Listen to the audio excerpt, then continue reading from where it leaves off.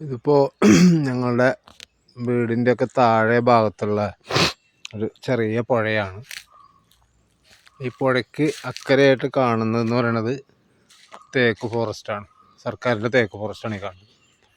അപ്പോൾ അതായത് ഒരു 975 വരെ ഇത് സ്വാഭാവിക വനമായിരുന്നു. അന്നൊക്കെ ഞങ്ങൾ കുട്ടികളായിരുന്ന കാലത്ത് ഇതെല്ലാം സ്വാഭാവിക വനമായിരുന്നു. അന്നിവിടെ ഒരുപാട് സാധനങ്ങളൊക്കെ നമുക്ക് ഇതിൽ കയറുകയാണെങ്കിൽ കാട്ടുമാങ്ങ, കാട്ടുനെല്ലിക്ക, കാളാഞ്ചിപ്പുളി, ഇങ്ങനെ പല പല സാധനങ്ങളുണ്ടായിരുന്നു. ഞങ്ങളൊക്കെ സ്കൂൾ വിട്ട് വന്നാൽ ഇവിടെ ഞങ്ങളും ജ്യേഷ്ഠന്മാരൊക്കെ കയറി അവർ ഞങ്ങൾക്ക് ഇതൊക്കെ പറിച്ച് തരുമായിരുന്നു. അങ്ങനെ 975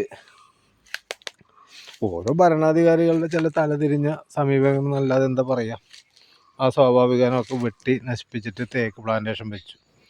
അപ്പം അന്ന് പറഞ്ഞാൽ ഏത് കാലത്ത് ഈ പുഴ പറ്റൂലായിരുന്നു. അതേപോലെ ഒരു ചോല അതിലിങ്ങനെ ഇറങ്ങി വരുമായിരുന്നു. ചോല എന്ന് പറയും, ഇങ്ങനെ ഫോറസ്റ്റിൻ്റെ ഉള്ളിൽ കൂടി വരുന്ന ഒരു ചെറിയ പുഴയ്ക്ക് ചോല എന്ന് പറയും. ആ ചോലയിൽ ഒരു കാലത്തും വെള്ളം പറ്റൂലായിരുന്നു. അപ്പോൾ ഞങ്ങൾ ആ ചോലയിൽ പോയി കുളിക്കുക, നല്ല തണുപ്പുള്ള വെള്ളമായിരിക്കും. അങ്ങനെ ഭയങ്കര സുഖമായിരുന്നു. ഇവിടെ നല്ല തണുപ്പൊക്കെ ഉണ്ടായിരുന്നു. വെള്ളത്തിന് ലഭ്യത, എപ്പോഴും വെള്ളം ലഭ്യമായിരുന്നു. അതെല്ലാം ഈ ഒരു നടപടിയോടുകൂടി നശിച്ചു പോയി.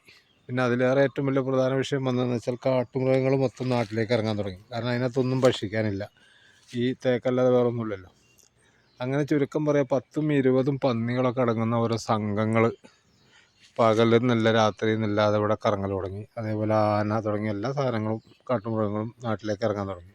പക്ഷേ ആ കാലത്ത് ഇവിടെ അങ്ങനത്തെ ശല്യങ്ങളില്ലായിരുന്നു, സ്വാഭാവികവനായിരുന്ന കാലത്ത്. അപ്പോൾ ഇത് ഓരോ ഭരണാധികാരികൾ ഓരോന്ന് ചെയ്യുകയാണ്. അതിൻ്റെ അനന്തരഫലം എന്താണെന്ന് അവർക്ക് അറിയില്ല.